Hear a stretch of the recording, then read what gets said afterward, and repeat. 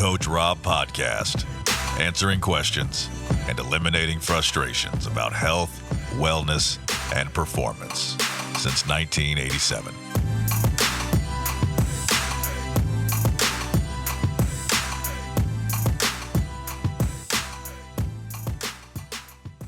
Welcome to the Coach Robb podcast. I'm your host for this one, Toolman Dan. We have Coach Robb here with us today, and this is going to be unique. You're a little scared for this one, but this is going to be all about who is Coach Robb, and that's the $1 million question, Coach, is who is Coach Robb, and we're going to get to find out today. Well, I would be misleading you if I told you that this is the first time that I've ever been interviewed. So to say that I'm 100%, I'm going to use the word comfortable, right? You and I are good friends, so I'm not worried about you slapping me right in the face. But yeah, I've never been asked to tell my story. And when you brought this up and you put together a framework and sent it over, I was like, oof, okay, well, let's see where this goes here. So I know, in all seriousness, I'm excited about it, but it is, I have never done an interview about myself. So this is definitely some new territory. All right, well, let's get into it. Before we do get into it, I do want to thank all of our viewers and subscribers on YouTube. Thank you guys so much for the support. Thanks for all your comments and everything down low. Make sure you guys like and subscribe as well. That helps us out. And Coach, I don't know if you want to add anything to that. I know you love, we say this every show, we love seeing the comments and everything. It inspires us to come up with new content and answer new questions that haven't come up before. And I think it's really cool to get the listeners engaged. 100%. You know, like you and I like to say, without sounding like a textbook cliche, you know, we want this to be the people's podcast. And I like what you just articulated. You know, it's like us doing Meet the Guest. You and I have kind of brainstormed on some things. We listen to the DMs. We listen to things that people tell us. And like you said, we've got a new format that we've already got a couple in the hopper. That show is going to continue to grow. And you and I have got some other things that we're working on, which I'm very excited about. So yes, for all that have been with us from the beginning, thank you. If you're new, welcome. We deeply appreciate it. And if there's anything that we can answer a question on, whether we do it here on a podcast or whether we just do it via email, we're happy to help. So absolutely. Thank you to everybody who's been a part of this success, if you will. Yes. Coach, I'll just get into it, how I know you and how you kind of came into my life and where I first saw you. And that was from some of the videos that were, I think it might have been on Racer X, that you were doing some videos for way back in the day. And actually, my brother is the one that brought you to my attention. He's like, man, have you seen this Coach Robb guy? These videos are awesome. And so I got on there and watching the videos, and then you came into my life mysteriously somehow, some way, and we started working together and became very good friends. And I consider you as a mentor for me. I call you with not only nutritional stuff and working out stuff, but personal life stuff too. So you mean a lot to me, and I know you mean a lot to a lot of people out there and a lot of athletes out there. But how did you get into this? You have a background in multiple different things, BMX, motocross, triathlon. You were part of the United States Olympic Committee. How did you get involved? How did you get involved with so many different sports?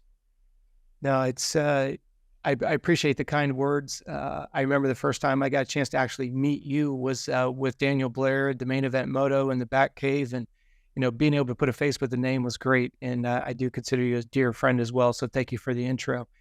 Yeah. In regards to the background, it's pretty interesting. I was actually put up for adoption at a very young age and was actually moved from Rhode Island into Florida and grew up in a big family. I have 4 brothers and 4 sisters, and I'm the youngest of everybody. And very athletic family all the way around. I've got a brother that's 11 months older than me. He was the first guy to actually come out of high school and sign a professional baseball career with the Houston Astros back in '86. So growing up in a family, it was always about, we were outdoors, we were busy, I won't say there was always a level of accountability, but yet there was. The only challenge in all of this was I was a fat little kid. All the way up until 7th grade, I would say conservatively, you know, when you're that age, I was probably a good 25, 30 pounds overweight. I mean, you'd call me fat by all accounts. And when I went into the 8th grade, I was already starting, we were already riding motocross. We had dirt bikes and stuff like that. but it wasn't anything serious. It was more of the recreational side of things because my dad was a diehard baseball guy. So it was mainly ball and stick sports that we did. Going into the 8th grade, there was a gentleman by the name of Randy Lauders, and he said, we're going to open up this gym 3 days a week. And if you guys want to learn how to lift weights, you can do it. Well, here I am, this little roly-poly guy. So I went home and I said to my dad, I said, can I join this? He goes, absolutely. You've got to wake yourself up on your own. I'm not waking you up. By the way, at this point in time, my dad was very successful in the military, and he worked for Southland Corporation, which is 7-Eleven. And when I was going into middle school, my dad had already retired. He was done working. So when I say my dad was home, it was in the right context. He was already retired. But my dad said, I'm not waking you up. And we lived about 1.5 miles from the school. And he said, I'm not driving you to the gym. You got to walk there. If you guys can imagine, this was in 1982. And imagine going through, in the old days, right? We had all these schoolyards. So behind, we had a conglomerate of an elementary and a middle school, and they shared a common space. So imagine 2 schools, and imagine all the baseball fields and football fields. Not that big of a deal as an adult, but put yourself in 6th grade. I had to walk in the dark through that field, and they, of course, when I was young, I thought they were bats. They were just birds flying around, but at 5 o'clock in the morning, it sounded like bats. This is when Friday the 13th had just come out, so I'm sure Jason's chasing me, right? Yeah. And my dad's not driving me. And he's like, if you want to go. And I was really committed to it. I don't know why. It's one of those paradigm shifts in your head. So Monday, Wednesday, Friday, I'd wake myself up at 4:45. I'd leave, and we'd lift from 5 to 6:30. School started right around 7 o'clock, so it gave you a chance to eat a little bit and take a shower. And that literally changed my life. I learned how to lift weights. And at that point, riding motocross became more my thing. I'm not a ball and stick guy as much as my dad was disappointed in that. I didn't understand how a guy could throw a baseball at you and he could hit you and you weren't allowed to hit him back. So that made no sense to me, right? I'm sitting over a plate. This guy's heaving a ball at me. And I got hit enough times that I was like, this is the dumbest thing I've ever seen in my life. So here my brother's good at it. I didn't understand it. I didn't like it. It seemed illogical to me. If you're going to hit me, I should be able to hit you back. Yeah. So I started getting a little bit more serious about racing motorcycles, and my dad was kind. And my first motorcycle was a 1978 RM80, and he bought my brother a 79 YZ80. Well, as my brother's baseball career took off, my dad let me have both of the bikes, so I was loving life. Well, then somebody stole my 78 RM80. So here I am. I've got, no, not in a bad way. I had a 79 YZ80. I was extremely happy. So the weight training really took off, but that gentleman taught me so much about structure, taught me so much about lifting weights and everything else. So I raced motocross for about 3 years, only at the local level. If anybody is familiar with Florida, we had the Winter Am Series, and we had, all of those types of Florida races, but I was nowhere near competitive. We had a 3-rail trailer. My mom and dad were not into the moto scene. We didn't know the scene. When we say stock, I mean, we were stock. I mean, there was nothing about that bike. I think we were even running stock grips. That's how sophisticated we were. Wow. So did that for a couple of years. And then when I get into 9th grade, so we get through middle school, I'm riding moto. When we get into 9th grade, a gentleman that I was going to school with was racing BMX. And he invited us out. My dad loved anything sports, so he went out with me, and we watched. His name's Jeff Jones, and we were watching it. And Jeff says, "Hey, why don't you race my BMX bike?" And so I had my Bell Moto 3. This is how old it was, right? The black stripes. We're on Bell Moto 10 now, Coach. Yes, exactly. I hate to say that. But so here I am. I've got my Yamaha gear on, head to toe, just sans the boots and full face helmet and everything else. Well, I raced that night and I win. And my dad's like, this is pretty fun, a little less expensive. I'll fast forward for the sake of time. BMX starts to become the new thing. And my dad's like, well, I could buy you one bicycle and I don't have to do oil and chains and air filters and all. He's like, why don't we try this BMX thing on a foot? Now, we didn't get rid of our dirt bikes, but he's like, how about we just start racing BMX? So started racing locally. And by the way, my dad purchased me my first Stingray, literally a Schwinn Stingray, right? I mean, he went all in on it, which I was thankful for. And it just clicked. I was very fortunate here in Orlando. We had some, if you guys think about this like at a moto level, it was like having Sexton and Roxon and AC at your local track. that was who I got to race against. Now, I went in at the age of 14. I'm literally in as a 14 novice. At the time, BMX was novice, expert, pro. So I'm in the novice class, but I'm on the gate with all these big, fast guys locally. And they had what was called the open class, and anybody could run it. So my dad just would encourage me, go race that class. So the learning curve is pretty steep and pretty, quick. Yeah. Fast forward through.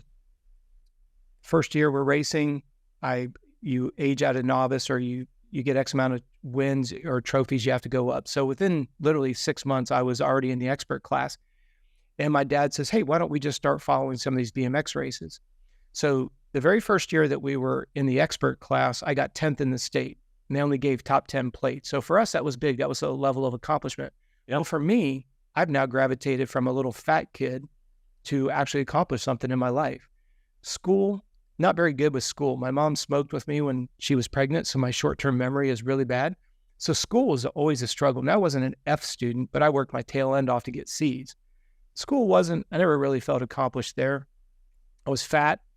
I'm the youngest in a family of 8, got the shit beat out of me all the time. Yeah, it's kind of like the first thing that I could call my own. And, it's kind of like you've got that independence on the bike. And so now we fast forward, right? I race the state. I get 10th in the state. We do state the next year, and I get state number 1. And the 2 guys that I beat were nationally ranked athletes. So my dad's like, maybe we're on to something. While I'm growing up, my mom smoked a lot, as I just mentioned. And my mom said, if you get state, by the way, I'd gotten state number 10. My mom said, if you get state number 1, I'll quit smoking. So the next year I go into 15 expert. I get state number 1. She doesn't quit smoking. I'm like, dang it. It's a hard addiction. Yeah. The next year comes, and now we're racing state level. And my dad allows me to go to Peachtree, Georgia. And he allows me to do, at this point, it's called a national. We had West Coast, which was ABA, and East Coast was NBA, American Bicycle Association and National Bicycle League. I go to Georgia, and I do quite well. My dad's like, all right, we're on to something pretty good here. So he allows me to go ahead and race the national series, and it overlaps with the state series. So any weekend we weren't traveling, we were racing locally and throughout the state of Florida. So that next year, I start racing nationals. They only gave a top 20 plate. My mom says, if you get a top 20 national number, I'll quit smoking. So I get national number 15. And because we were racing so many nationals, the second year I got state number 2. So it wasn't bad. I gave up 1, but I got at least a chance to race nationals. Sure. And things started clicking. I got picked up by Race Incorporated. For those of you in California, Race Incorporated is a very popular company. Perry Kramer and those guys that started PK Ripper and all that, Yep. They were all part of that. Not PK wasn't part of Race Incorporated, but it's to kind of set the context of that group.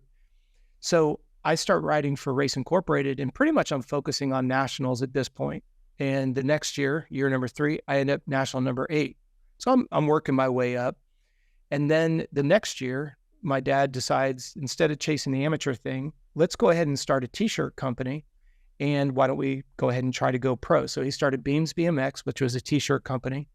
And we would go to the races and we would sell the t-shirts. He would actually get the contracts for the nationals, and then he'd produce the shirts, kind of like what Moto Tees does right now in our sport. So I go pro, and one thing leads to another. And I forgot what, I got national number 13 that year. And I'm like, okay, it is what it is. Well, then I'm kind of going through for the sake of time. Now I'm racing in the pro class. I get national number 13. Then I go, and we have the IBMXF World Championships, which happen to be here in Orlando. And obviously you've got a home track advantage. And I was fortunate enough because I was racing against, the Greg Hills, I'm drawing a mental, Gary Ellis, Todd Corbett. These are the best. Actually, Todd was not pro at the time, but Gary Ellis, Pete Lonkarovich, Greg Hill. I mean, these were the best of the best. And myself and another local guy by the name of Greg Lantor made the main event. And I totally screwed the pooch on the main. I actually flipped over the gate on the start. I went a little too early. I've done that. Yep. And so I ended up 8th in the world. I did make the main event as a pro, but I got 8th. Not that I'm ashamed of it, but I was really hoping to try to get in the top 4. Our local buddy here, Greg Lanthorne, actually did get 4th, and we were the only non-factory riders on the gate. So it was really cool. So here I am. I'm excited. At this point, I had signed a letter of intent with KHS Bicycles, with Turnell Henry, and it was just, I was at an all-time high. I felt good, right? I've made my way from fat little pudgy boy, made a statement locally, made a statement within the state, made a statement nationally, amateur, pro. I was nowhere on the level of, say, Billy Griggs, Mike King, Brian Lopes. Those guys, all I got to see was their butt patch. Those guys are in a completely different league. But with having the World Championships here, it just kind of fell into my arc, and it worked out well. So I signed this letter of intent. I'm ranked 8th in the world on paper, right? And my dad, literally, the race was on Saturday and Sunday. On Monday morning, my dad, my wife and I, Michaela, we were talking about this. Remember when you'd wake up in the morning, you'd find your parents reading the newspaper? Oh, yeah. It wasn't that long ago, right? Yeah, my kid doesn't even know what that is now. That's exactly what Michaela said. She goes, I couldn't imagine when we grew up, that's all we knew and remembered. Yeah. But today's kids would be like, huh? Yeah. Newspaper? Who sits and reads a paper? Yeah. I remember coming out of my bedroom and my dad was reading the paper, and he had his normal routine. And after he read the paper, and I had the utmost respect for my dad. Unfortunately, he's not with us anymore. But if my dad said, stand on your head and sing Kumbaya, I did. I just had the utmost respect and reverence, it was just a very healthy relationship. I was going to say, it wasn't like in a malicious intent. I just had the utmost respect. Sure. He goes, you know what, bud? And, we all want approval from our dad, right? My dad never told me he loved me. He was a farm boy. He didn't grow up in that environment. Yeah. And my dad's done reading the paper, and he says, you know what? He says, you had a great, great racing career. And I heard the words that I've always wanted to hear. I'm so proud of you. But it's time for you to go to school. And I was like, is he joking? And my dad was like, if he's joking, it's pretty easy to see because he'll have this shit-eating grin on his face. Yeah. If he wasn't, you knew he wasn't. Like, my dad wasn't a man of many words. He was the kind of guy that when he said something, he kind of got your attention. Yeah. And I'm like, oh shit, he's not smiling. He's serious. Now I'm going to show my ignorance here. I'm in a big family of 8. None of us have graduated from college. In fact, none of us have even gone to college. I'm a very athletic family. We never spoke about education. I didn't go to high school on the fast track to college, right? All of a sudden, my dad's like, it's time for you to go to school. I'm like, what the hell is this all about? All right, but I'm not going to argue with it. And you're how old at this time? I would have been just had turned 18. And so, because my birthday's in May, so you figure school's getting out. Yep. Just turned 18. I'm not shitting you. On Tuesday morning, he drives me down to the local community college. It's just like a movie scene. He pulls up into the front of the registration building, puts the car in park, and I'm not joking, Dan. He goes, that's the admin building. Go figure it out. Well, first of all, I didn't even know what admin meant. What the hell is an admin building? Am I going to jail? Like, what am I doing here, right? So I go in there, and I'm literally like a movie scene. I'm walking in, and I'm like, my dad told me to walk in here, and I'm supposed to sign up for school. I mean, that's how naive I was to education. And you'll see why this is relevant here on the background side. So my dad sends me in there, and I figure it out, get signed up for classes. Next thing I know, I'm signed up. Now, what I didn't realize was what the hell kind of classes would I take? And my dad had written on a piece of paper, I didn't even look at it, hey, here's some classes that I think you should take. First one was typing. Oh, wow. You've got to be kidding me. With a typewriter, right? With an IBM typewriter that has the back button that does the autocorrect, right? Oh, wow. I'm 8th in the world. I'm going to take a typing class? Are you freaking kidding me? I have to take English 101. I freaking hate to write. I'm not good at reading. I just got out of high school. Now I got to go sign up for English 101. Are you freaking kidding me? Again, I'll speed it up for the sake of time. Next thing I know, 2 years later, I'm hauling ass on a typewriter. I've got my English 101. I would do what was called a lot of remedial reading. What was great about the community colleges, I would take classes from 8 until 1, and then I would stay and I would go to math lab. I would go to reading lab. I had made that paradigm shift when I was in 8th grade. I remember just like a scene from the movie, like say a Rocky type movie. I remember I was in 8th grade, and I was at this point starting to realize BMX was going to become my thing in 9th grade. I remember being in 9th grade, transitioning from fat kid to now I have purpose. And Dan, I remember putting my hands on the counter of the bathroom, and I put my nose all the way up against the mirror. I just looked in my eyes and I said, you will be pardon my French. I said, you will be the fucking best at anything you ever do again. You will never settle for second place. The weight started to drop off. The racing results came around. And when I made that paradigm shift at that point, yeah, school was hard, but I embraced the hard. Yeah. And I remember going into 12th grade, I didn't have all the prerequisites. And I asked my mom and dad, and this was, again, I'm showing my age, but that's when your parents could sign you into another class. But if you failed the class, you couldn't drop the class. So I got into calculus. I'm so sorry, it was algebra 2, which for me, that was a stretch, right? Sure. Oh, yeah. And I'm like, I'm going to do this. And I ended up getting a B in that class. And I remember the lady's name, I'll never forget. Her name was Mrs. Yor. Here we are, I'm 16, 17 years old. This lady had to be 143 teaching math, right? Picture your grandma, deep wrinkles, glasses, loud, and she took nothing from nobody. She didn't weigh 100 pounds soaking wet. She took nothing from anybody. And the reason why I bring her up is she said to me, until I put something in a format that you understand it, you're never going to understand it. Now, you've heard me use that on the podcast. You've heard it when you and I have spoken. And this is why we have things in writing. That's why we have things on YouTube. That's why we do podcasts, because people like to listen. I'm a struggler for learning. So I'm going to make sure that I find every medium that allows people to understand these things that we speak about. Yeah. So now I'm in community college, and I made that commitment to myself that I'm going to be the fucking best that I could be at anything. So I went to every after school, not an after school program, but you had the reading lab, and I spent hours in the reading lab, and I was in the math lab, and I just took it all in. Now it's a little frustrating for my dad because now we're paying for it all, right? But yeah, I'm going to get everything out of this college experience. And the next thing I know, I find myself at UCF, University of Central Florida. And as I was going through, and again, I hope the context will make sense here.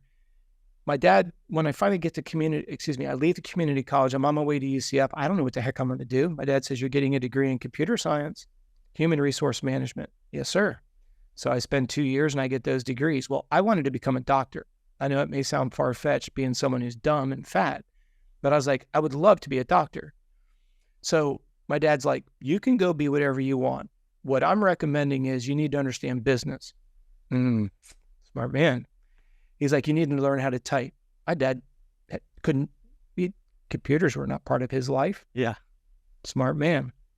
Next thing I know, I'm now a junior at UCF, undergraduate degree in computer science, I've got my bachelor's degree in human resource management with a minor in computer science. I get it. He goes, you can go do whatever you want now. I said, all right, I'm going to go into the medical program. So I signed up, started getting into the exercise physiology, got a degree in that. I'm going to get my master's degree, right?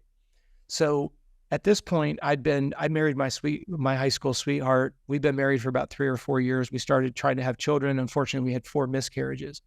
When I started the graduate program, she went full term with Josh. And at this point, now this is where it's all going to come back together, kind of went really wide and come back down. While I'm at UCF, my roommate is training for a race called Ironman New Zealand, 2.4 mile swim, 112 mile bike, and a marathon run. Well, I knew how to ride a bicycle. I could teach myself how to swim, and I ran off and on in high school. So I'm like, all right, I'm going to do this. So if we kind of back up just a little bit, I never thought that I would get into triathlon, but I also didn't think I would ever go to college. You see where I find myself in this really unique position? Yeah. Because now I'm 2 years removed from racing BMX, but I had really put all my same effort from racing into school. I'm like, all right, I'm going to do this. I'm going to be the best I can be. Get through community college, which seemed to go by in a snip. Well, then I get out to UCF and my roommate's a triathlete. And I'm like, hey, I'll do this. So I'm working part-time and I'm doing quantitative statistical analysis in the grocery industry. And my boss was Adam C's grandfather. His name, we call him Mike C. Mike C was the CEO of Gooding Supermarkets. So I was working for him and Adam wasn't even born yet. I'm working with Mike C. I'm doing quantitative statistical analysis. I'm out at school at UCF and I start swimming and biking and running. So now you start putting all these things together. I get done with my undergraduate. As I'm going through it, I'm getting into triathlon. And at the time we had what was called the Central Florida Triathlon Series. I win that. I start traveling a little bit nationally, start doing pretty well with that. And then I got selected to go to the Olympic Training Center as a triathlete, only as a testing and development athlete. The sport of triathlon hadn't even gotten accepted into the sport of the Olympics yet. So the governing body, United States Triathlon Association, USTA, they essentially were trying to, cultivate athletes. So I got into that program. And the reason why I kind of jumped forward to jump back is when Josh came full term, I couldn't, in my own mind, I couldn't continue down the path of, I want to go get my graduate degree and go on to become a doctor because I wanted to see my son grow up. Sure. Now, for some people, they may think that that's soft and all that, but that's just, I love being my children's dad. So I started the master's program. I decided not to finish it because I figured I could always go back and finish it if I needed to, but I couldn't get that time back with my son. And then at the time of this recording, my oldest son is 23. My second son is 21. My daughter's 19. Here we sit, right? Time goes by in a flash. So if I make sure that I'm not confusing anybody, you got triathlon that kind of gets interwoven into going into college. I get a chance to go to the Olympic Training Center, get tested as an athlete. And then I decide I'm going to be my kid's dad. And so all that just kind of culminates together. Everything's going great in the triathlon world. And a buddy of mine wants to go to the Orlando International Airport. So we're driving and it's pouring down rain. And if you ever come down here for Daytona, we have one road that runs from Tampa to Daytona, which is Interstate 4, literally dumps out right at the racetrack. And then the only other road, big road, is the East-West Expressway that goes through downtown Orlando. The reason why I bring that up is a sense of reference. Todd and I are just talking, we're driving, and it's raining really bad. And I see this car come flying up, and it was a stolen van with 5 kids in it. And the dad's not a very good guy. Well, yeah, on the East-West Expressway, you have those expansion joints. So the van started floating, and he hit one of the expansion joints and started to hydroslide. So he starts spinning. I don't even see him coming. So I'm driving, but I see the lights in the rearview mirror because it was about 8 o'clock at night. It was raining. So, your sense of awareness is up. And I'm sitting there looking through the windshield, and I'm not exaggerating. All of a sudden I hear a thump, and I see the windshield just start spinning. And I'm driving, I had a Honda Civic, 5-speed. So, driving a vehicle with riding moto. First thing I did was disengage the clutch to try to get the car back under control. And just as I pushed the clutch in, we hit the center wall. And it blows my knee completely apart. Wow. So I'm like, I look at Todd and go, you all right? Yeah. And what was that? And if you look over the right front of the car, a couple 100 yards up, you see this van and you just see everybody getting out of the van and hauling ass. And I'm like, forget this, man. Well, he had smashed the right front wheel to where it was all demolished and we hit the wall. I threw the car in reverse and I said, hold on, man, we might get hit, because I had to go back into the interstate. And I just start hauling the mail to where this guy's at. And we come flying up and I get out with, what's going on? Yeah. He's like, I've got all these little kids. Let me go get them taken care of and I'll come back and help you. I said, okay, cool. Well, I didn't realize the van was stolen. The tag was stolen. Oh. Right. So now it's my word against it. He never came back. He was nowhere to be found. Nowhere to be found. It's raining. I kind of have an idea, but I've never been in an accident before. Never dealt with a felon. I've never dealt with this. It was just kind of information overload. But the reason why I share that with you is that's what got me booted off the development program, because back in those days, knee surgeries aren't like they are today. I mean, you get your knees, that's when they'd slice it from your tibia all the way up to the middle of your femur. That's essentially a career ender, right? That was back exactly in the day. it. Yeah. And it was for me. I got booted off the team and understood. So while I was at the Olympic Training Center, you got to think about how it overlaps. Here I am. I do my undergraduate. I'm starting the graduate program. I want to be a medical doctor. I'm a sponge for knowledge. But again, showing my age, we didn't have computers. I mean, the most sophisticated thing we had was the card catalog, and you went to the library and you hope and pray that the book you wanted was there, wasn't checked out, and you'd read it. I was always trying to find anything I could on nutrition, strength, flexibility, sports psychology, anything and everything. So to go to the Olympic Training Center, to be underneath the tutelage of these world-class coaches, superseded anything that I could learn in a textbook or classroom environment. So you take all the knowledge, you take the educational knowledge, you take the experience at the Olympic Training Center, you take the BMX racing, the motocross racing, the triathlon training. Well, at this point, I can no longer be a triathlete at the Olympic level. What the hell do I do with what I've got? I'm not going to go back to BMX racing, nothing against it, but I have a small boy at home, it wasn't something that was going to scratch my itch. So I had a buddy of mine by the name of Brian Smith, and he was a professional tennis player here in Orlando. And he said, hey, I need some help. He goes, I need to work on dropping some body fat. I want to increase my speed, strength to weight ratios, increase my explosive speed, blah, blah, blah. That was the genesis of me getting into coaching. Started with a tennis player. So he has a moto background, just so you know. Oh, he does. Okay. Yep. So he's got a moto background. So that brings you into kind of, obviously you grew up racing motocross, grew up racing BMX, right? So the two-wheel thing is really your passion, right? Mm-hmm. And that brings a gentleman by the name of Ronnie Tishner into your life. And I'll explain how Ronnie got you in. I think pretty much everybody knows who Ronnie is. Explain how he brought you in to the motocross coaching world. Well, when Brian was asking me to start coaching him, I never really thought anything of it. I was still working at Goodings. I was doing the same thing. I wasn't doing the same thing. I had now moved into a buyer position.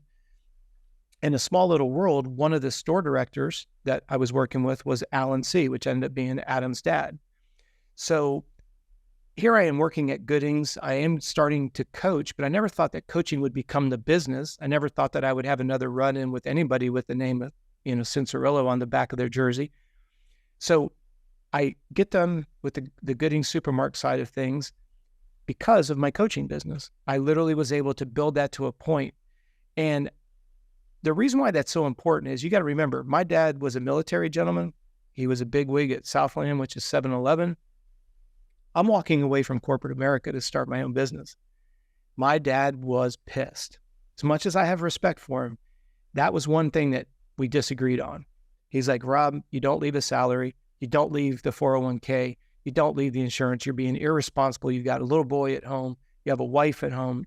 This is wrong. I said, Dad, will you give me a year? Not that, I'm a grown man. It's not that I'm looking for my dad's approval, but I'm looking for my dad's approval. Yeah. And he said, all right. And my dad's very systematic. So he sat down, we built some benchmarks. I met those benchmarks in 3 weeks. He gave me a year. I did it in 3 weeks. And my dad was like, you got this. You got this. So you bet on yourself, right? You left the quote unquote guarantee of the corporate America and bet on yourself to kind of start your own thing. Exactly. But remember, think about your dad. For all the listeners, think about your dad. For 98% of people, entrepreneurship wasn't a thing. You worked for a corporation. You were loyal. You stayed there your whole life. You built wealth. You built a family. You retired. You died. Sure. So this was against the grain with my dad completely. He gave me some numbers. I met him in like I said, 3 months. My dad was like, you got this. There's that second sense of affirmation from your dad that there's no amount of money in this world. I'll never forget his words. I'm proud of you and you've got this. So that's awesome. It doesn't matter what the industry tells me I can't do. My dad told me I've got this. It's going to be a fun journey. Yeah. So now I'm coaching full time, but it's exclusively in the endurance world. We were doing a little bit in the speed and agility that's what we call our ball and sticks, tennis, soccer, golf, hockey, lacrosse. That division had grown, but the endurance division really, really blew up. This is when triathlon was getting into its heyday because I was in it, right? So I'm like, all right, coaching business is growing, triathlon is growing, the endurance world is growing. And so we ended up with 3 verticals of business. We had a general fitness and weight loss. We had the ball and stick sport, speed and agility. We had the endurance division. And to your question and your point, I get a phone call from Ronnie Tishner. And Ronnie Tishner had reached out to me and said, I see you at the racetrack. And I was always very cautious to want to get involved with the motorcycle scene at all, because before Ronnie Tishner came around, I had been approached by Toyota. They had started a program called the Toyota Moving Forward program. They were going to select 10 people. They had some industry insiders, Davey Coombs, Tim Cotter, David Iser, Kevin Kelly. I think it was 8 or 10 total people in the industry that said, okay, we have these 10 people, and whoever the committee thinks has developed the best over the year, has shown consistency in racing, they had their own criteria. They were going to award that winner a contract with the Motorsport Kawasaki team. So they were looking for someone like myself, and I can't take responsibility for it. This is a little bit of family politics. My wife is cousins with Tim Cotter. Tim Cotter was trying to get Toyota into the sport of motocross in a very big way. So Tim reached out and said, Rob, I need you to do this. Would you be interested in it? And I was flattered because he's seen what we've done in triathlon. I mean, we go to Christmas dinners and stuff. We would see him, we would talk. He's in the world that I love, which is motocross. He was very nice. He'd bring me stickers, right? I was like, had a Woody in my pants. I still have this shoebox full of all the stickers. Tim was really nice. And he's like, hey, there's this Toyota program. This is what you do for a living. That's what they're looking for. Would you do it? And I was like, Tim, I've been down this road before. I said, when I first got into triathlon, as soon as I got into triathlons as a coach, and, I was fortunate enough, I raced here locally for a couple of race teams. And now I'm moving into the coaching capacity. I've got relationships with Garmin, and this is when Power Bar was big. And you remember Cyto Sport. It was Cyto Max back in the day with Montgomery and those guys. So I had relationships with Cytomax. I had Power Bar. I had Garmin. I had Specialized bicycles, not the way we know them today. This was back when we had the Specialized Epic. Had gyro helmets, Oakley. These were all personal sponsors. So when you go to a triathlon, what does everybody ask? Hey, can you get me a Power Bar? Hey, can you get me a race entry? And I'm like, gosh, this really is taking the fun out of it. I want to go. I still love racing triathlons. You go to the races and all people want is, hey, can you get me an entry into Ironman? I just want to race. So because I had become a little bit jaded, right? You get too much on the inside, it almost jades the enjoyment and the experience. And I was like, Tim, I've been down this road before with triathlon. I don't want to tarnish because I'm still a fanboy to this day. Oh, yeah. I said, Tim, I don't want to do it. He's like, well, just think about it. And then he kept pestering me. And finally I said, okay, I'll do it. And it was phenomenal because I got a chance to work with the Chisholms of the world, Sean Hackley, Mike Pine, we call him Pinecone, Mike Picone. I think one of the Hahn brothers was on it that year. I mean, it was the who's who. Outside of like having the Izzies, the Stroops, and the Kennards, because those guys already were on Geico and Factory Cowie and stuff. Yep. This was kind of that second tier group. And so, yeah, I got a chance to work with them. Sean Hackley ended up being awarded that year, and it was great. It gave me an opportunity. I mean, think about it now, what we know about the sport. As I mentioned those names, there's not one person that the listeners aren't familiar with. Yeah. Well, that was my soiree into the sport, So I'm like a kid in a candy store. I'm like, gosh, this is cool. So I'm working on their fitness and their sports psychology, and I'm working on the strength and the nutrition and all that. And as I'm doing that, you know how it is, Dan. You do so many things. You don't realize how many people are watching you until somebody tells you. And I get a phone call, and it's Ronnie Tishner. Now, again, I'm a fanboy, right? I know Ronnie Tishner, Factory Suzuki, #1 East Coast Supercross, world champion for Suzuki. My phone rings. This is Ronnie Tishner. Are you kidding? Hey, Ronnie, that's almost like the equivalent of Roger DeCoster calling, right? Everybody knows Ronnie Tishner.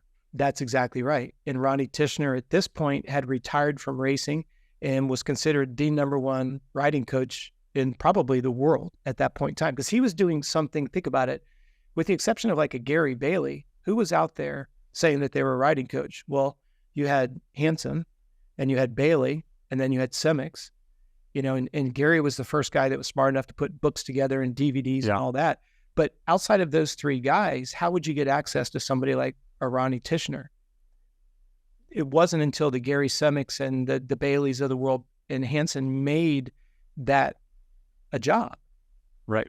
Now you have Tishner that's coming along, and he's doing things a little bit differently. And I didn't realize at the time when he reached out, the big three athletes he had was Ashley Fiolek, Factory Honda, Ian Trettel, Factory Suzuki, and AC, Factory Pro Circuit Cowie. And so I'm like, that's not a bad group of athletes to work with. So that was literally outside of working with the Toyota group and its athlete, I call it the stables, because it was all bunch of quarter horses in there. Now I'm out here working with these other three. Well, now I'm getting my foot wet in the female side. I'm now getting into the mini bike side of things. And you have Ian, who was pretty dominant in the super mini, getting ready to go to the big bike class. So it puts me in the perfect transitional phase to show my proficiency and all that. And the rest, as they say, Dan, is history. How old was AC at that point?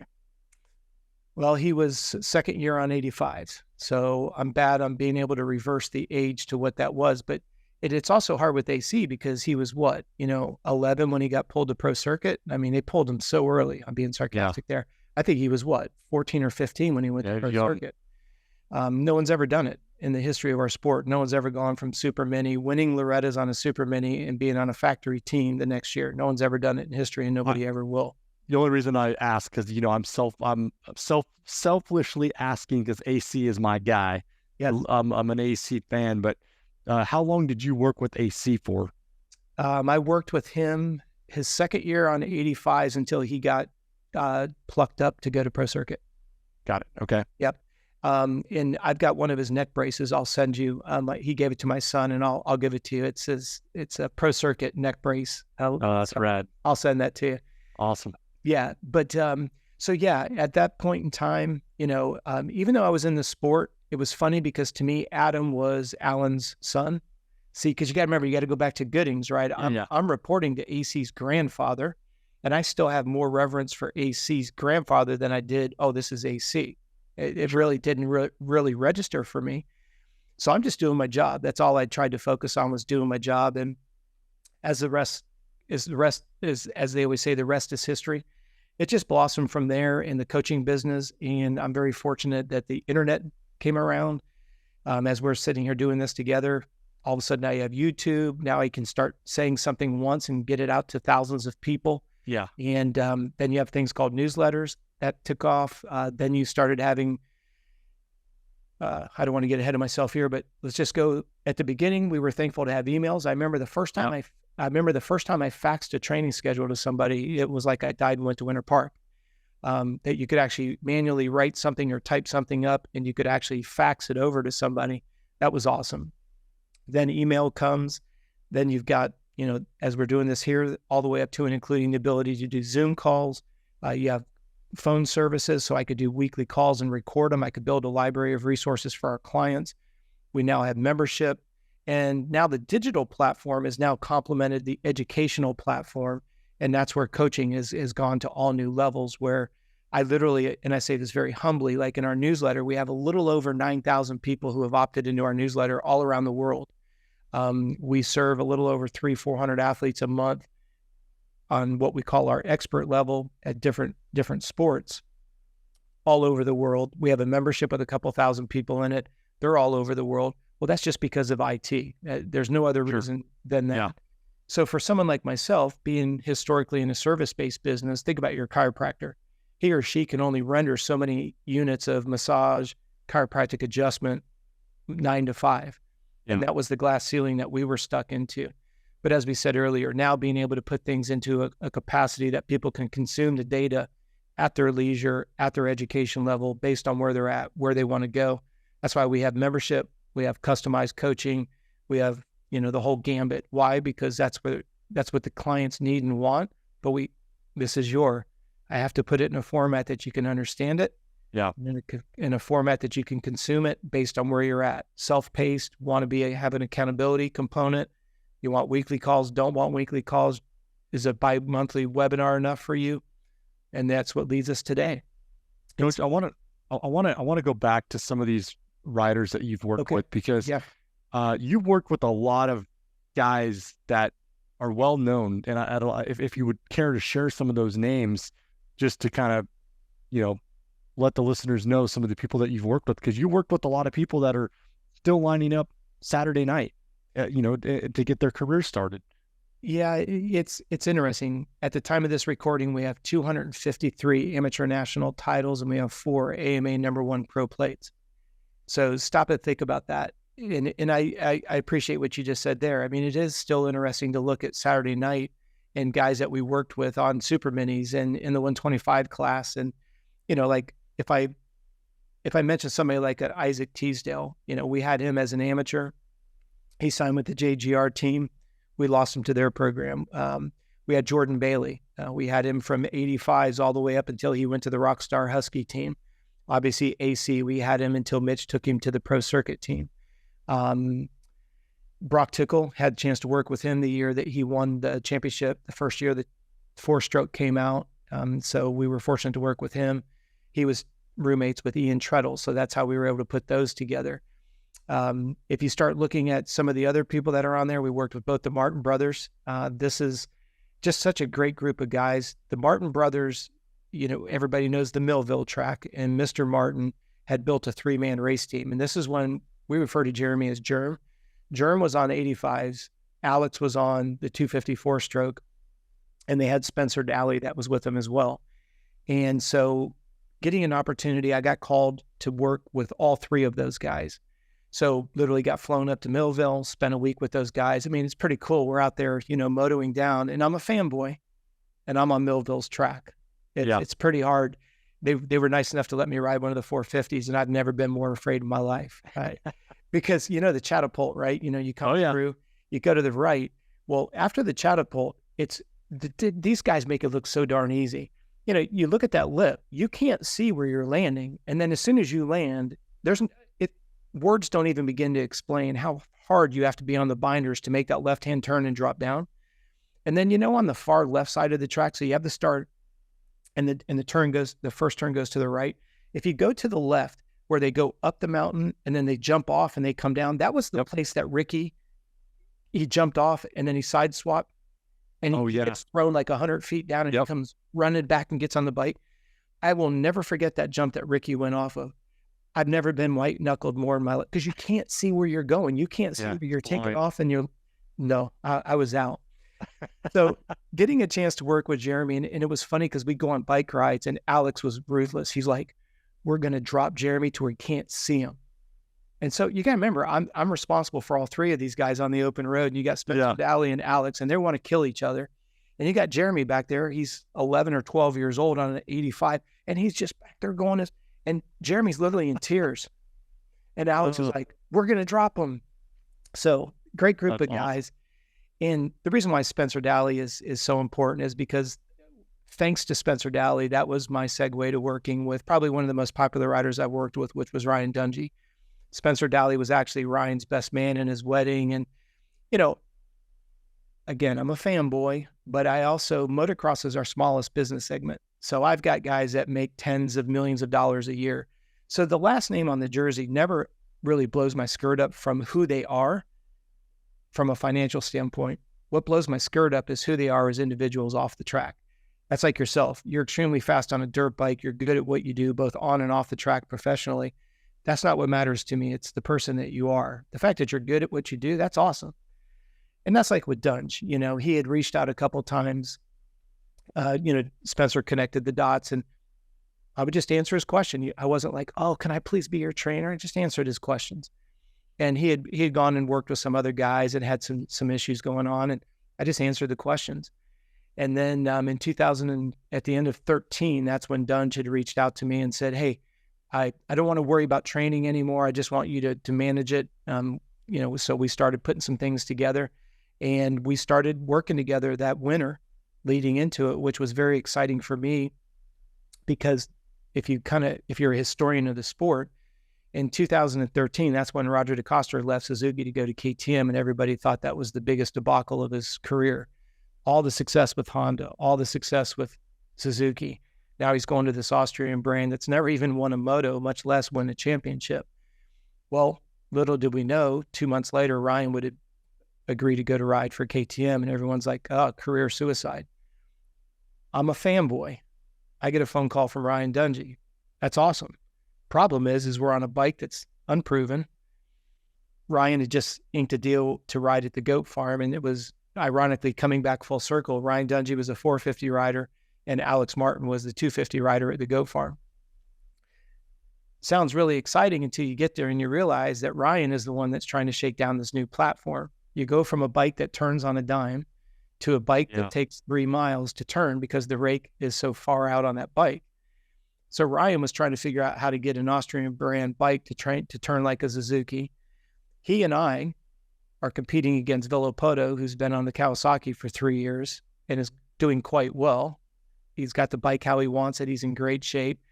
So this is where I guess you could say the rivalry started to begin because Villapoto was working with Alden.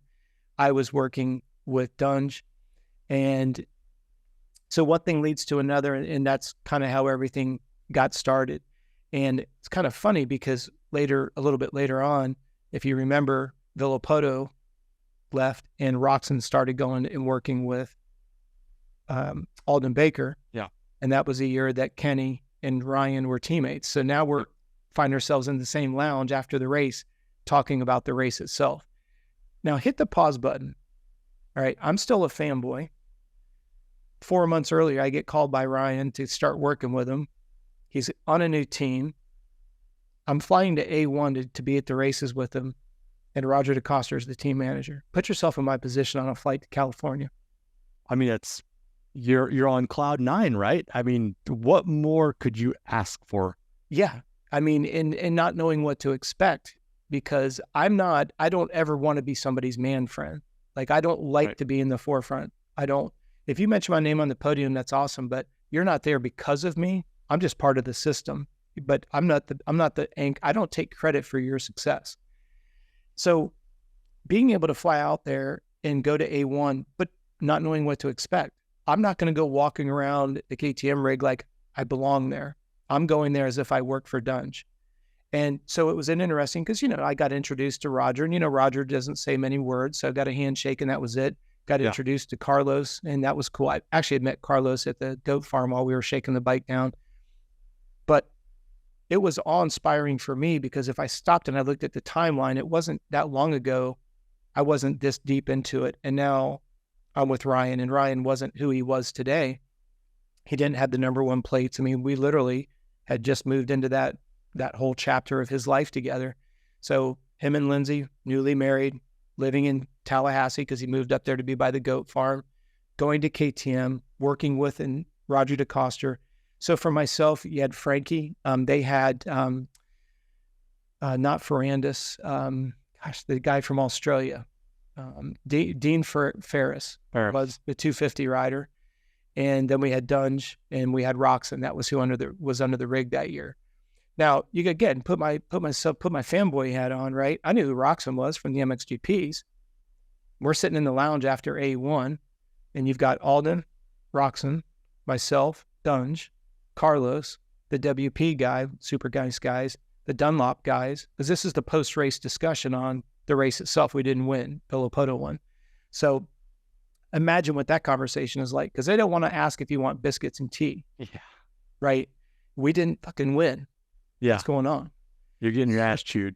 Absolutely. Absolutely. We want answers. And it's hard. Of course, hindsight is today. We look at the KTM and that platform and how sophisticated it is, but put yourself in that, I guess you could call it the premature stage, where new truck, new platform, KTM had never won a moto before. Yeah. Right. So if you put yourself in my position, that's Roger DeCoster over there. That's Ryan Dungey right there. That's Roxon over there. I knew who Carlos was, right? And then you got the big wigs, the big brass at WP. You've got the big wigs at Dunlop. You're in probably one of the most important positions. The only other time I had sensed this was when I was working with Ashley Fiolek, and I flew out and we raced against Jessica Patterson. Mm-hmm. And because Ashley is deaf and because she's so light, whole shots were just her thing. She would never miss a shift, particularly the second one out of the gate. She was light enough. She accelerated like there was no tomorrow. Well, we lost that year. JP was able to run us down, and I think she took us out in one or both of the motos. And if you can imagine, right, I'm now on Factory Honda's playground. I'm at their corporate offices. I call it a playground, but I'm at their corporate offices. Now, Dan, stop and think about this. I'm at the corporate offices, and just like you would see again in the movies, we go in the boardroom. Big ass wooden doors, right? Yeah. They weigh 7,000 pounds. I want to get the door open. We come in, Dave Arnold's in there, Ashley's mom, Ashley's dad, myself. It's just like the movies, the doors close. And you look up at the wall, and all the way around the roof is all the number one plates. Yeah. And over here in this corner is Jeremy McGrath's 125. And then over here's, I think it was Stanton's 250. There was, it would have been Miguel Duhamel, his HR, was a 500 or 750, the single-sided swing arm Honda. It's sitting in another corner. You're talking about getting goosebumps. Yeah. Because I'm like, I'm inside the corporate Honda's boardroom with Dave Arnold. and we got our asses chewed because we didn't win that weekend, because all the brass was in that weekend. And, she's Ashley with her Alpine Star and everything else. I mean, it seemed like a perfect weekend, and we started great. We were fastest qualifier, blah, blah, blah, but we didn't win. So, and going back to as cool as the whole Dungey thing is, and being part of that whole Dungey camp and the KTM thing, that was one of the most stressful points in your life, in your career, correct? Yeah, I would go so far as to say that the Dungey stage was the darkest stage of my life. You got to remember, I live in Orlando, and at this point, I have 2 young boys, and I mean young. They were 2 and 5 at the time. And when I agreed to go with Dunge, what I would do is I would leave Orlando and I would go up there Monday through Wednesday, because usually he would travel on Thursday and or Friday. So there wasn't really much for me to do there at the end of the week. So what I had to literally do is, it's a 4-hour drive from Orlando to Tallahassee. So I would get up at 3 a.m. on Monday morning to be at his house by 8 o'clock in the morning. And then we were at the goat farm by 10. We would ride till 12. He would go take a nap. We would go do our cross-training workout. We'd be done by 6:37. For me to be able to work with Dunge, man, I had to leave my boys 3.5 to 4 days a week for literally 4.5, almost 5 months. Yeah, it's tough. It was tough. And I'll go so far as to say it probably, no, I'm not going to say it with confidence and then use the adjective probably. It was the beginning of the end of my relationship with my first marriage, unfortunately, because I was essentially leaving a lady with 2 little boys at home who wanted their dad at home. And I was kind of like the shoemaker who was taking care of everybody else, and my kids didn't have shoes. Right. And it was a very dark time, because I love my boys more than anything else in this world. And I literally would cry myself to sleep every night at a hotel, because yes, I knew that I needed to do this. It would be good for the business. It'd be good for the brand. I loved Ryan as an individual. I'd do anything for that guy. I would die in the vine for him. I didn't need him to know the angst that I was going through being away from my boys.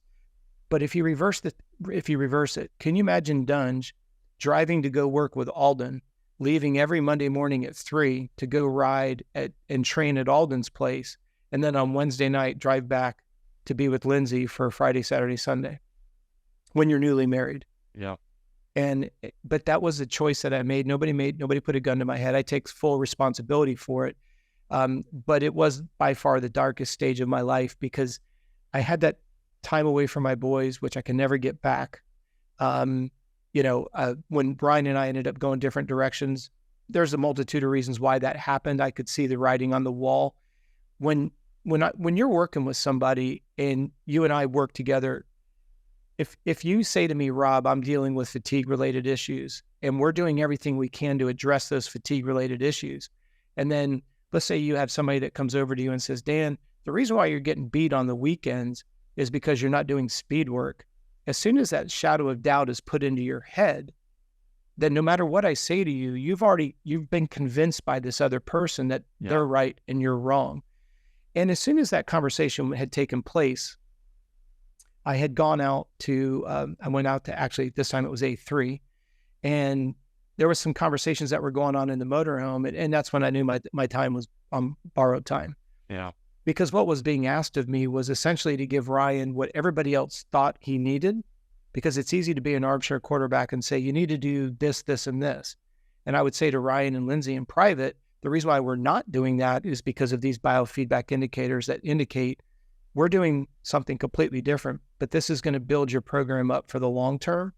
We kind of have to take a couple steps back to go forward. When you're dealing with somebody at Ryan's level, any professional, it's all about earning their trust and confidence. So for me, I'm not there to dote all over there. I'm not there to be your man friend. I'm there just to help you interpret data and try to give advice. Unfortunately, or fortunately, depending on how you look at it, I work for the rider. Right. But on the flip side of that, I'm not going to tell you what you want to hear just so that I don't get fired. I cannot tell you how many times I've been fired. I hired you to bust my balls. Well, your balls are tired and they probably need a rest. So if you're going to fire me because I'm not going to smash you and I'm showing you why we're not going to go hard, and that's not enough, then I'm okay being terminated, because I can sleep at night knowing that I've never ruined somebody by running them into the ground.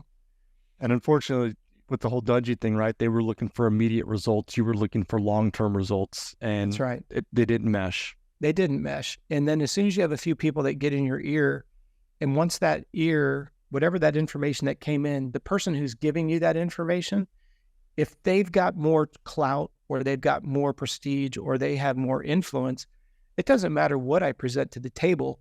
I'm going to be the odd man out, and I'm perfectly okay with that. But now zoom out to 10,000 feet. Nobody, not Dunge, not anybody, understands the sacrifices I made investing in him. And guess what?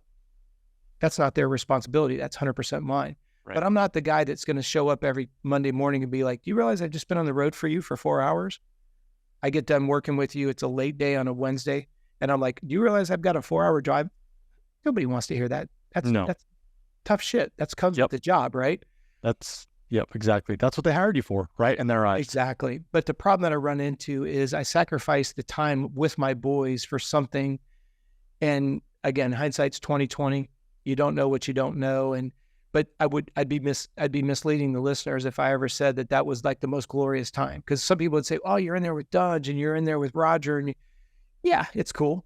It's cool. Yeah. But at what cost? And I hope people will start to realize that, when you hear a lot of these guys talking about it's such a grind, like the most respect I have for anybody underneath a paddock is a mechanic, because they literally work 7 days a week. They are the unsung heroes that do not get enough love.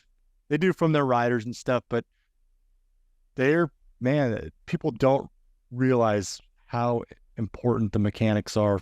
And exactly, it's that could make or break a rider, honestly. It really can. And think about it. The rider can wreck the bike as many times they want, right? Not that they do it intentionally, but they could wreck. But heaven forbid that thing breaks down on a mechanical and all hell breaks loose. I mean, literally, you're on the chopping block the very first time it happens. Yeah. So those are the types of things. I don't have any regrets in regards to getting a chance to be, I still reach out to Ryan on a regular basis. He always responds back. We talk occasionally. I still in communication with with Spencer. I was just talking with Jeremy Martin last night. I go to dinner on a regular basis with Jordan Bailey and his dad. I still reach out to Alan C. I had dinner with with AC's mom. Michaela and I did. We had dinner with Christy. They're still friends, right? It doesn't matter. The train of life continues on. People, they're no longer, Ronnie Tishner is not the Suzuki world champion. It's Ronnie Tishner who right now is taking care of his dad who's ailing in health. I mean, that's just the kind of man that Ronnie Tishner is. Yeah. I still reach out and talk to Ronnie on a regular basis.